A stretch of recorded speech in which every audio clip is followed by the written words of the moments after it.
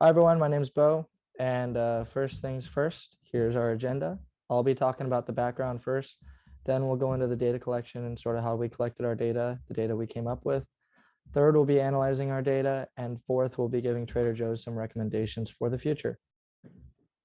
So first, the background. Here's a little overview of Trader Joe's history.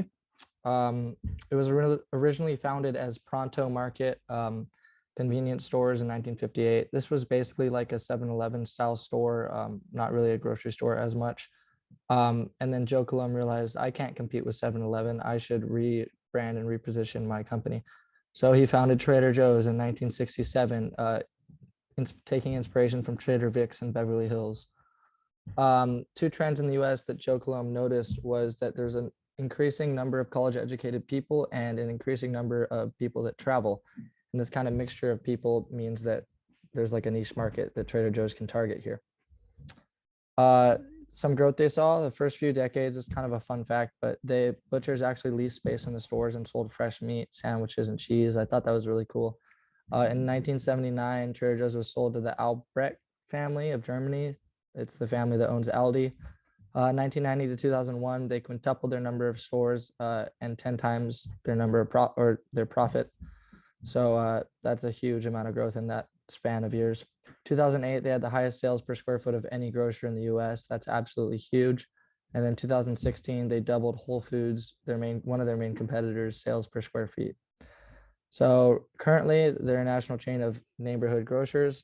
They have 530 stores nationwide. Their headquarters in Monrovia, California.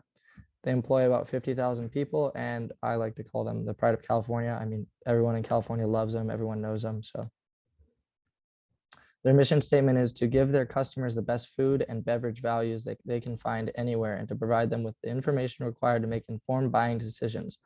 And this kind of ties into the next slide, but the focus is on the best food and beverage values. So value is kind of a mixture of quality and price. As you can see, those are two business objectives here.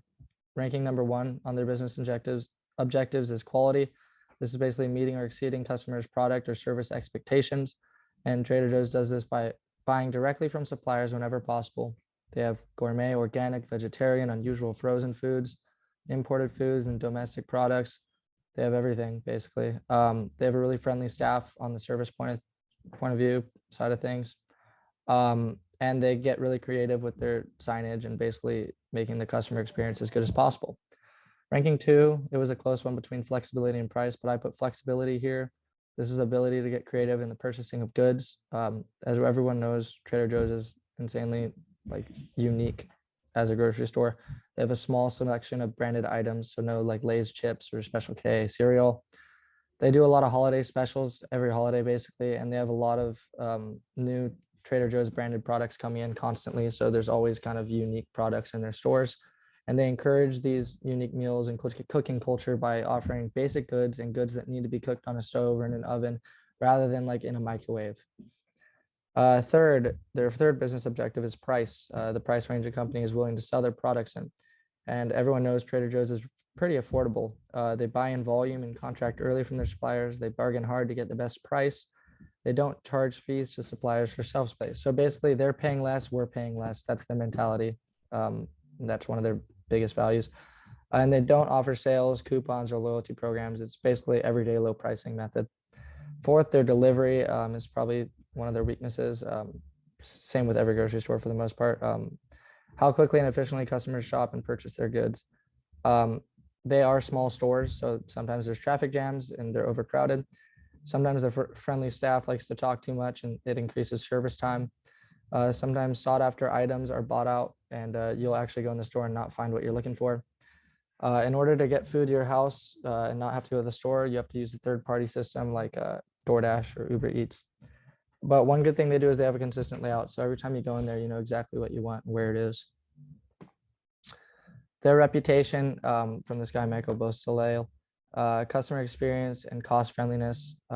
Obviously, that's kind of what I just talked about. But then from this Forbes writer, Glenn, they are non-conventional, culturally tailored approach and attitude. Their brand is diversity on steroids. So as I mentioned, their suppliers go out and buy things from other countries. And that's where the diversity piece comes in. And they actually have a another kind of branding, Trader Giotto's, which is like their Italian goods, which I thought is funny. So why do we pick Trader Joe's for our project? Basically, it came down to their unique items, their inexpensivity, and company culture kind of attract us as college students, and a majority of college students. And for these reasons, we're shopping at Trader Joe's more than other grocers and experiencing these waiting lines. So that's why we wanted to do the project on Trader Joe's. I'll pass it off now for the data collection.